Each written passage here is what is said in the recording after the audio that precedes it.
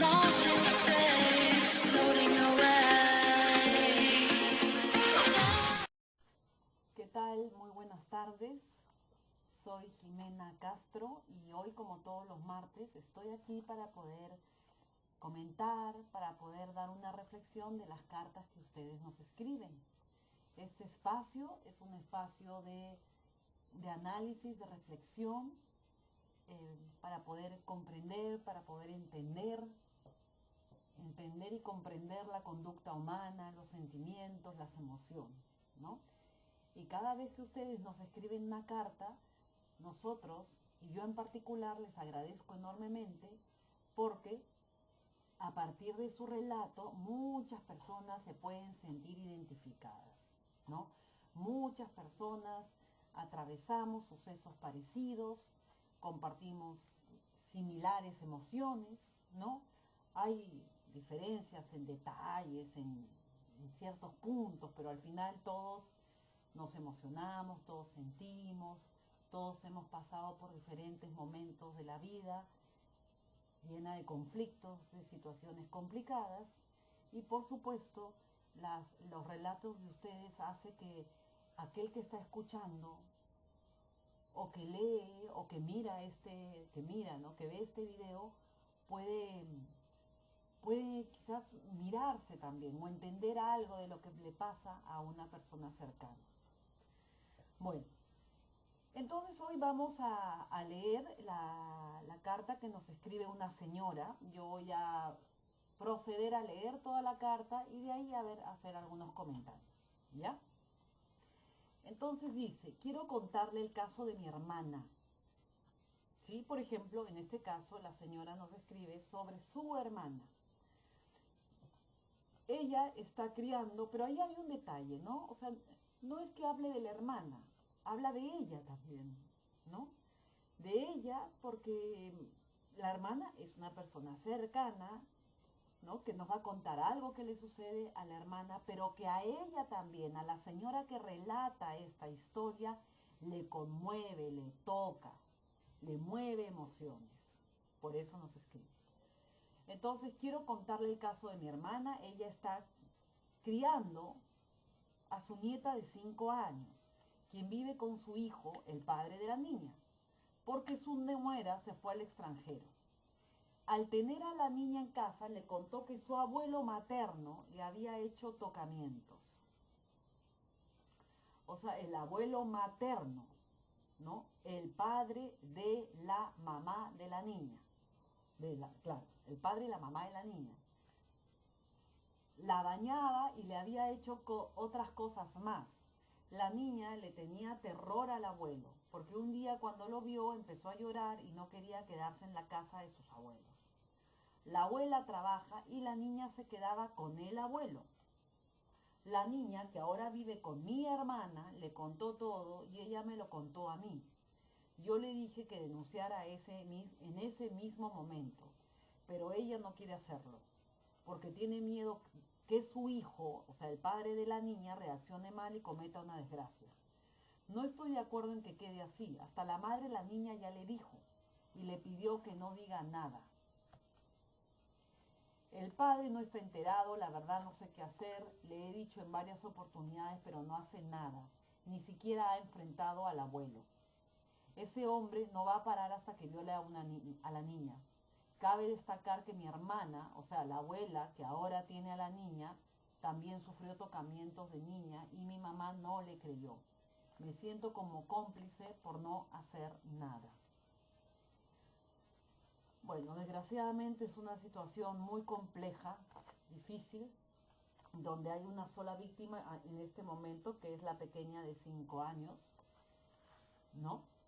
Y donde estamos hablando de un tema que es más común de lo que nos imaginamos, de lo que pensamos, y que muchas de las veces sucede como en esta situación, donde el perverso no está afuera de la casa, sino se convive con la víctima. El perverso es parte de la familia. Esa es la mayoría de casos de abuso y de violación, ¿no? Y entonces, claro, estamos hablando de un tema que tiene que ver con la violencia, con el desborde y con la perversión. de eso estamos hablando y es un caso bien delicado y complejo. Acá hay un punto donde la abuela paterna, que ahora tiene a su cargo a la nietecita de 5 años, fue abusada sexualmente y su madre no hizo nada, ¿no? Entonces, acá vemos, es importante este caso para mirar la dinámica psíquica, psicológica, emocional que sucede en esta situación. Efectivamente, dice, y esto lo trabaja de manera interesante Sándor Ferenczi, que fue un psicoanalista húngaro. Él dice que en el caso en estas situaciones ocurre dos momentos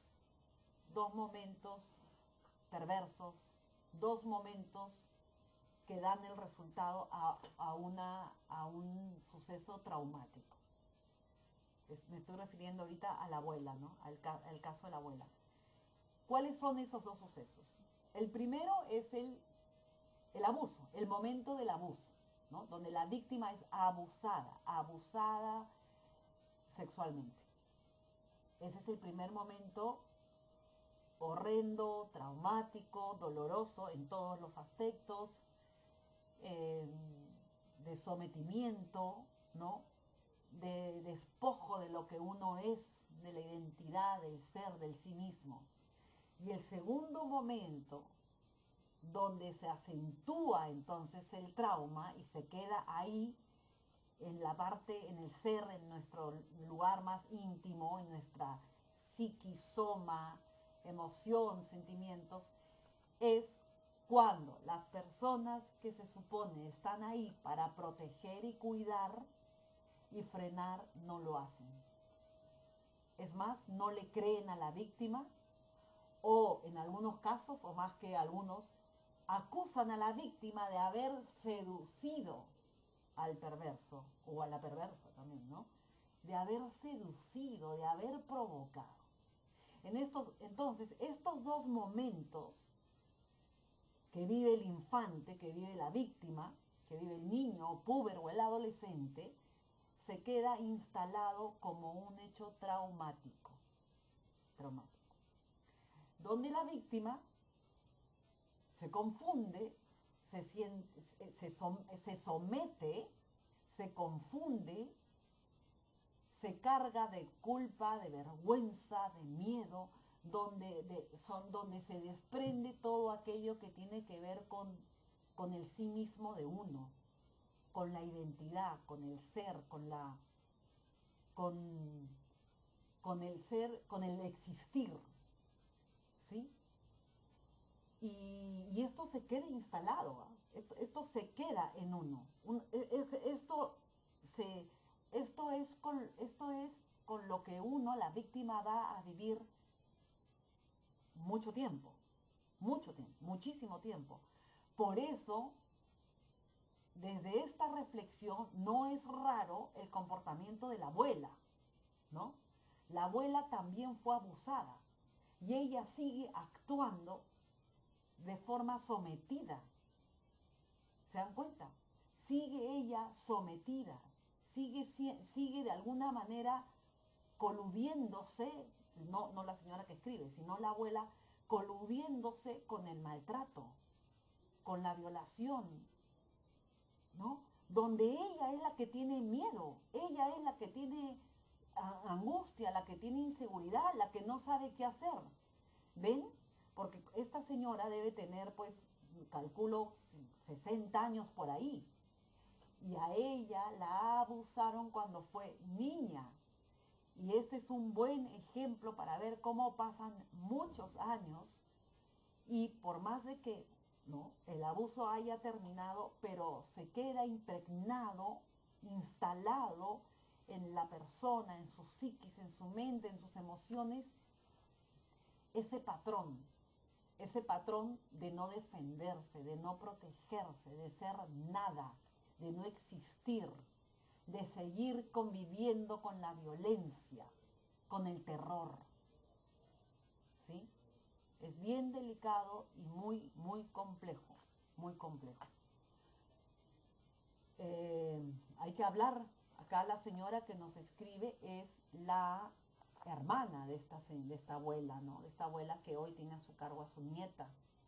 Entonces hay que hablar con ella, hay que mostrarle este video, ¿no? A la señora, a usted señora que está ocupándose, que está cuidando a su niñita, a su nietecita.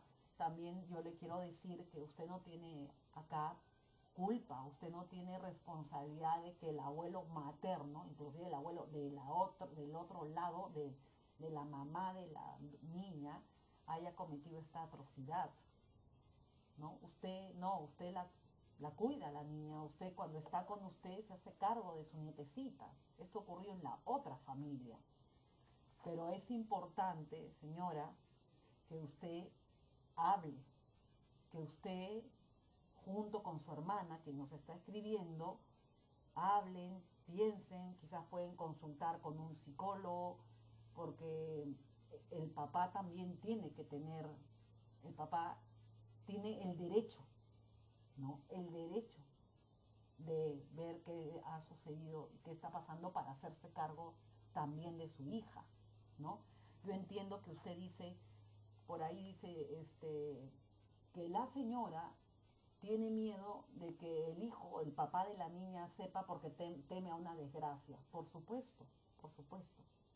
Pero aquí probablemente hay que consultar con un profesional, hay que hablar para tomar, para no coludirnos con la violencia principalmente y no hacer de esto ya un desborde total, ya no hay norma, ya no hay regla, ya que, ¿qué significa desgracia? ¿Que va a ir a matarlo al hombre?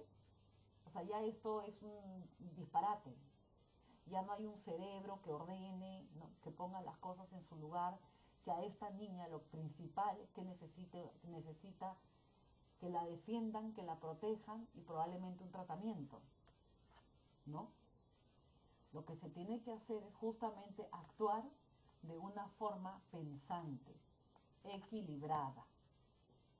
Y en ningún momento esta niña puede volver a la casa de su abuelo o de la familia materna.